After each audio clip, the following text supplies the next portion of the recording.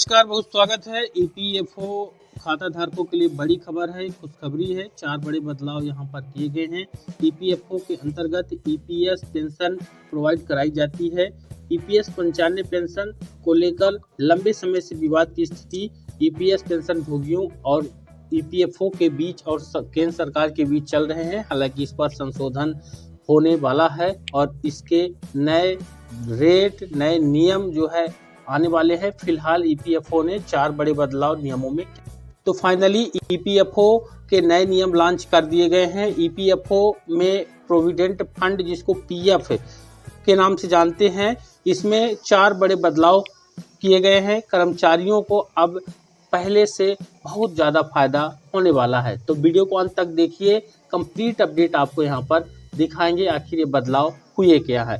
EPFO के new rules.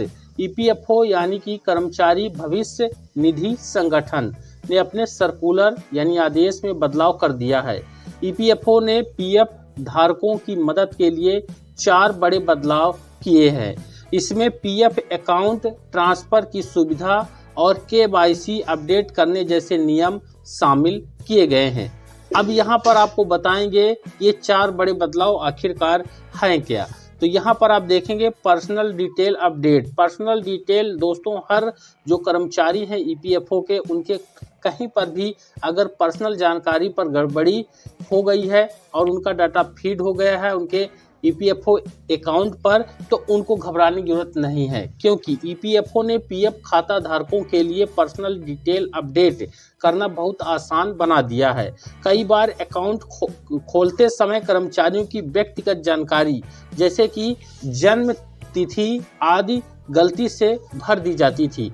अब यहाँ पर इसे ठीक करने के लिए कई प्रक्रियाएं पूरी करनी पड़ती थी और कंपनी की मंजूरी भी लेनी पड़ती थी।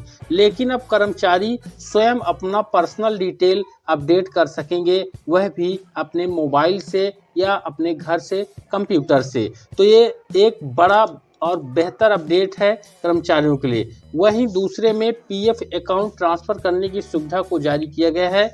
ईपीएफओ ने हाल ही में एक परिपत्र जारी किया है, जिससे नौकरी बदलते समय जो कर्मचारी हैं उन कर्मचारियों के खातों में पीएफ ट्रांसफर करने की प्रक्रिया सरल हो गई है। यानी मान लीजिए आप किसी कंपनी पर काम कर रहे हैं, प्राइवेट सेक्टर कंपनियां हैं, आप वहां पर काम करते हैं, जितना भी काम करते हैं, साल 2 साल 3 साल आपका पीएफ वहां पर कटता था।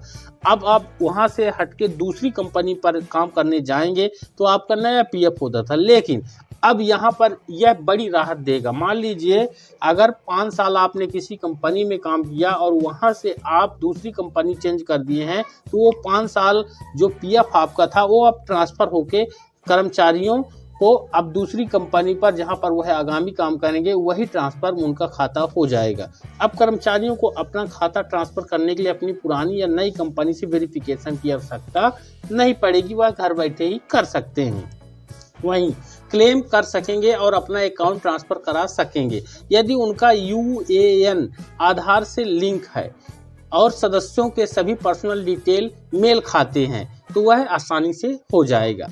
तीसरा अपडेट ज्वाइंट डिक्लेरेशन सिंप्लीफिकेशन ये आया है, इसको समझ लीजिएगा। ईपीएफओ ने ईपीएफओ पोर्टल पर ज्वाइंट डिक्लेरेशन की प्रक्रिया को सरल बना दिया है, जिसके तहत कर्मचारियों को नाम, जन्म तिथि, जेंडर, राष्ट्रीयता, पिता माता नाम, वैवाहिक स्थिति, जीवन साथी का नाम आदि में गलतियों को ठीक करने के लिए एम्प्लॉयर के हस्ताक्षर की जरूरत नहीं होगी। यानी सीधे वह डायरेक्ट जो है यहाँ पर खुद से सुधार हो जाएंगे, वह भी ऑनलाइन।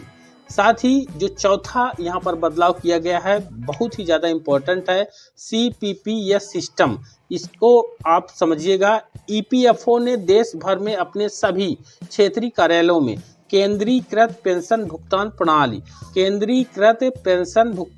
प्रणाली शुरू की है। इसका पूरा नाम है, यहाँ पर केंद्रीकृत पेंशन भुगतान प्रणाली जो है सिस्टम शुरू किया है, जिसमें 68 लाख से अधिक पेंशन भोगी लाभान्वित होंगे। अब सीपीपीएस के तहत कोई भी लाभार्थी किसी भी बैंक से पेंशन निकाल सकेगा और पेंशन शुरू करते समय वेरिफिकेशन के लिए बैंक जाने की भी ज़रूरत नहीं होगी। तो है ना, एक कमाल के और खुशखबरी देने वाले 4 महत्वपूर्ण अपडेट ईपीएफओ खाता धारकों के लिए और पेंशन भोगियों के लिए। मुझे उम्मीद है वीडियो बहुत ज़्यादा इम्पोर्टेंट है, इसको ज़्यादा से ज़्यादा लाइक कर दीजिएगा, शेयर कर दीजिएगा और चैनल पर नए हैं तो सब्सक्राइब जरूर कर लीजिएगा। धन्यवाद।